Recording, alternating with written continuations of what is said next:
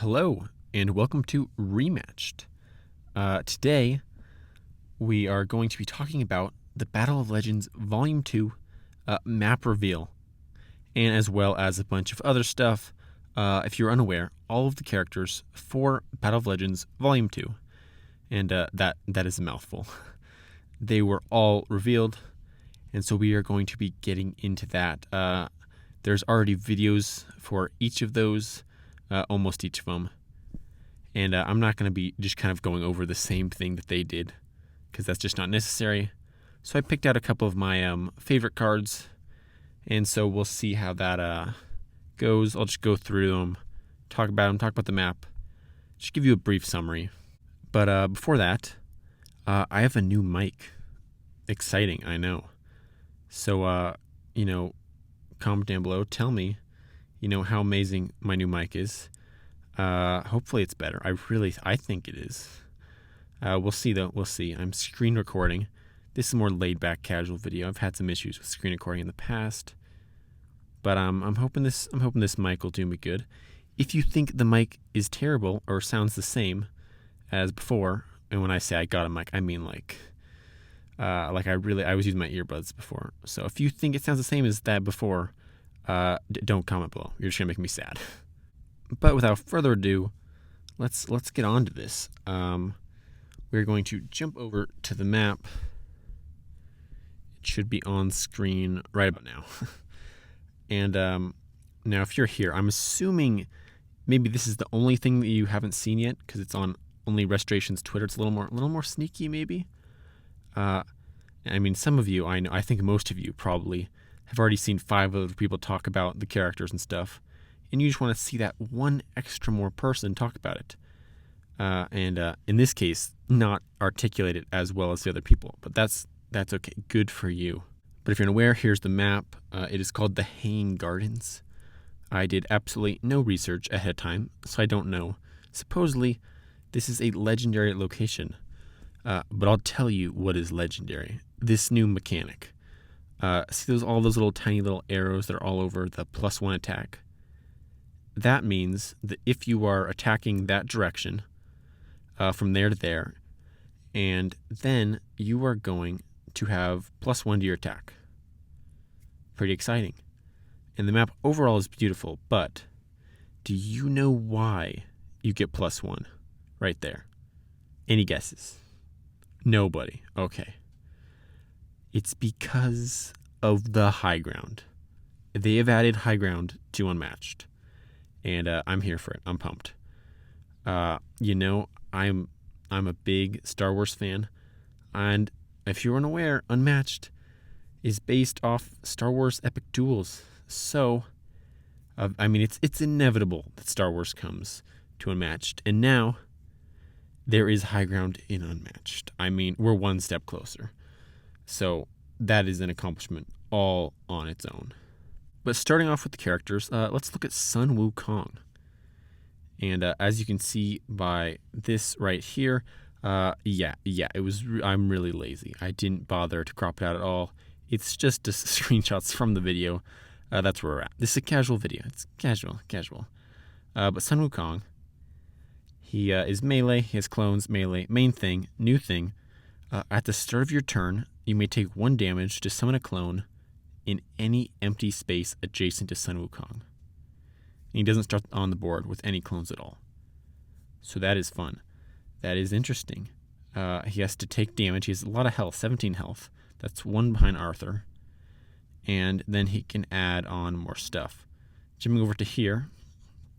This is a new mechanic that I'm going to show off on all the characters. It's bonus attack. I'm not even going to try to pronounce. You know what? You only live once. I'm going to try to pronounce it. Ryu Jingabang. Ryu Jingabang. Yep, that's how you pronounce it. After combat, if your opponent played a defense card, tricked you. So this bonus attack, double attack thing, it's going to be played, and then depending, in this case, if they played a defense card, you tricked them, and so now they get to play another attack, tricked you, which is 4 damage, and you do have the option to play a defense card. it's not just a little sneaky aha, and they don't take that automatic 4 damage. They can defend, but it does seem like they'll definitely burn through cards. I feel like I've explained it here. When it comes up again, I'll talk about maybe what I think about it. On to some cards of Sun Wukong. We have a 5 defense Tortoise form. During combat, your opponent may boost their attack. Really powerful defense. 5 is crazy, but their opponent may boost the attack. That's interesting. I like that. I think it's fun. Right here we got Ox form. 7 attack. Again, massive values on Sun Wukong's cards here. And actually, it can't even be canceled. That's crazy. But again, during combat, if your opponent played a card, they may boost it. There's a lot of interesting stuff here with him. And finally, we have Bewilderment. Obviously, he has more cards than this. I'm just showing off a couple that I liked. This is one taken from Merlin. Same kind of stuff. I just thought it was interesting. He also has Wily Fighting. But I thought it was like, okay, that's cool. Recycling cards. Overall, Sun Wukong, he's interesting. I know I said the last time I didn't like monkeys, and I stand by that. Although I like that he can change in different forms. He has a card that gives him a way to bring back all those forms. That even once he goes through them, he can pull them back into his deck, which is really crazy. He seems like he's really going to exhaust the enemy fighter that he plays against, and I do like him a lot. He's grown on me, although still not enough on his own for me to buy the set. Next up, we got Yanenga. And as we know, she's ranged. She has 2 archers, 2 health. New thing. Really cool. They're ranged as well. But what we didn't know is if Yanenga would take damage, you may also assign any amount of damage to 1 or more archers in her zone instead. So it's kind of this thing where you shoot at Yanenga, and I guess she deflects it and hits an archer, and an archer jumps in the way and gets hit. Little mean Yanenga. But I mean, it's their job. It's their job to protect her.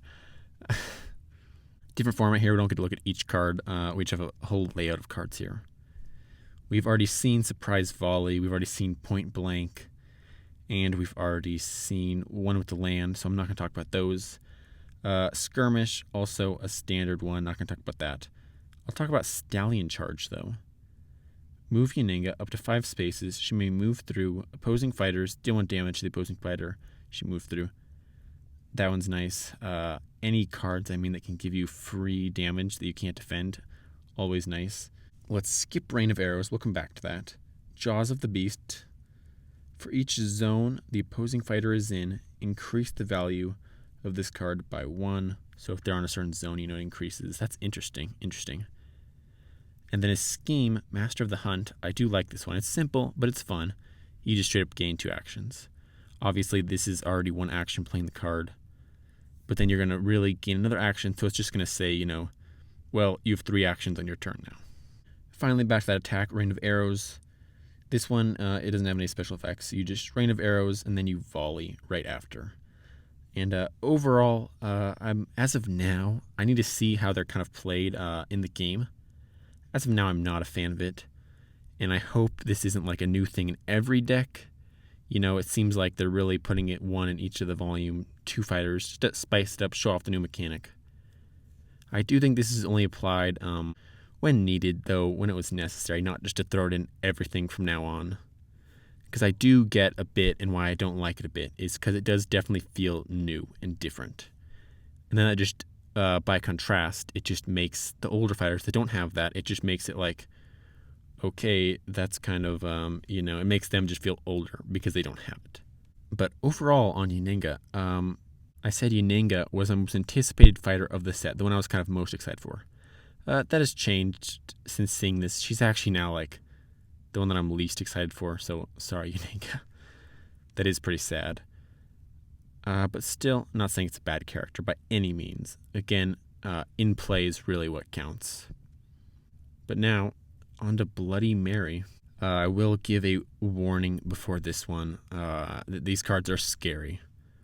They are definitely scary. Scariest cards in Unmatched. Some people may differ opinions there, though I think objectively I'm right. 3 movement makes sense. Her whole thing is 3s. So at the start of your turn, if you have exactly 3 cards in hand, gain 1 action. So that's interesting. You want to get your cards down so you have 3. I like kind of gimmicky stuff like that. Here we have, starting off, the weird double attack, bonus attack. It's the same kind of thing, except in this case, after, it's a 0 attack, where during combat, if your opponent played a card against that, this attack's value is that printed value. So that's interesting. Very interesting. On to the next one, Evade. I put this one on there just because I thought this card was kind of funny. I enjoyed her hiding from the flashlight, really dopey-like. But it's nothing to write home about. I just like the art. This one, Jump Scare, is scary. If Bloody Mary shares no zones with the space she started in this turn, this card's value is 6 instead. So, you can say scary for the art, but really, I think that 6 is insane. She shares no zones with the space she started on this turn. So this is kind of similar to like Momentous Shift, except of course, this is like a 6 value, which is crazy. Mirror Image. This one, the value of the printed card is equal to the value of your opponent's card. So, I mean, it's pretty much like a weaker Bewilderment, but I think it's fun. It's thematic. I'm a sucker for anything thematic. And it looks like that was actually the last of her cards. So, my thoughts on her. I still think she's ridiculously too scary to be in the Battle Legends line. And yeah, there's difference of opinions on what counts as in that. But I view it as, it's the main kind of line of Unmatched, only 2, but, that's the main Unmatched line. And I just think she would have been better suited in a scary set by herself. There's some stuff about like, oh yeah, the scariest cards were shown off, the rest will be tamer. I disagree with that. Just looking at this one, I disagree. That doesn't mean I won't enjoy the character though. I'm very curious about the character, how she plays. I would like to try her. We'll see. Final fighter, Achilles, and spoiler alert. Not. There's nothing I can spoil. I'm spoiling my opinion here. Achilles is the fighter that I'm most interested in. He has 18 health, and his sidekick is Patroclus. And when Patroclus is defeated, you discard 2 random cards. But then, while he's defeated, you add +2 to the value of all of Achilles' attacks. And if he wins the combat, you draw 1 card. So when Patroclus dies, you become really powerful. Here's another one of these little things. I do like this one, actually, the best, I think, of all of them. Because thematically, it's like, oh, he's testing for weakness, and then he's going to attack. So, yeah, that's cool. Same thing. Already talked about it. Brothers in Arms. This one, if Patroclus is not defeated, you gain 1 action. So just to show a little bit of an advantage for Patroclus, there is some advantage for, Patroclus not being defeated. But then on the other... No, let's come back to that one. In the other hand, again, to get your advantage, under Achilles' helm is a defense, but immediately, if Patroclus is not defeated, he can swap spaces and he can take the damage. And there's some other cards like this that'll do Patroclus damage, where you're just trying to kind of kill your sidekick, which I think is, again, gameplay-wise, is really cool. Like this, because sidekicks are kind of always the meat shield, and you're like, ah. And now, like, you really, really don't want to attack Patroclus. Then finally, a scheme spear throw. I like this one. I like it that he's he's a melee fighter, but he can actually throw the spear. That's a cool move. That's how I would have done it, honestly, if I was given him ranged. And it's automatic, too, because it's a scheme. It's just deal 2 damage to an opposing fighter in his zone. So that's super powerful. That's an easy 4 damage. And that pretty much sums up everything. Again, I will list probably a link to Registration's Twitter page, or the post that they put, so you can see if you want to watch the individual breakdowns of each of them. I think it's kind of fun to have a surprise. I know some people like that. I personally, I don't know if I'm going to get the set yet. I'm still thinking about it. I'm not quite sure yet. Bloody Mary is a component of that. She's very scary, and some of the people that I play with just wouldn't like that. And also, none of the characters in the set are like a slam dunk. I feel like I need to. especially with the Marvel and Jurassic Park set, those coming out. I am like a little like reserved, and I'm like, so I'll see how I feel. If you just wanted to see that news, great. Thanks for watching. If you did enjoy, maybe leave a like, maybe subscribe. But if you happen to be a fan of the channel, I'm going to real quick just talk about some brief stuff upcoming with the channel. I'll keep it brief because I do feel like it's been a bit since we've seen each other. I said I was going to take a hiatus after 2 videos that I had in the works putting out. Haven't done those yet. I decided to make this one instead. A little late to the party, but I figured might as well make it. But I will still be making those 2 videos. But I'm going to try not to do the hiatus. I've had a lot of stuff going on recently, and so I kind of took the hiatus early. And that time has just kind of gotten me all kind of hyped up and rejuvenated, like to get going. And I've planned out content for the whole rest of the year. We'll see if I stick to that. I'm going to really try. Unfortunately, it seems like right now I'm losing my voice. I ate like a bazillion sour gummy worms before recording this. Maybe that was a mistake. The jury is out. But again, to anyone who supports the channel, I want to say thank you. I've been going up in subscribers. I'm really going to try to grow the channel. So thanks for your support. And with that done, I really hope you have a fantastic day. At the time I'm recording this, I'm going to try to edit this tomorrow, get it out so I'm not any later. And then you should have another video coming. I want to say, you should have another video coming in less than a month. I don't have my schedule to look at right now, but should be less than a month. And that one should be good. Okay. So again, thank you for watching and have a fantastic day.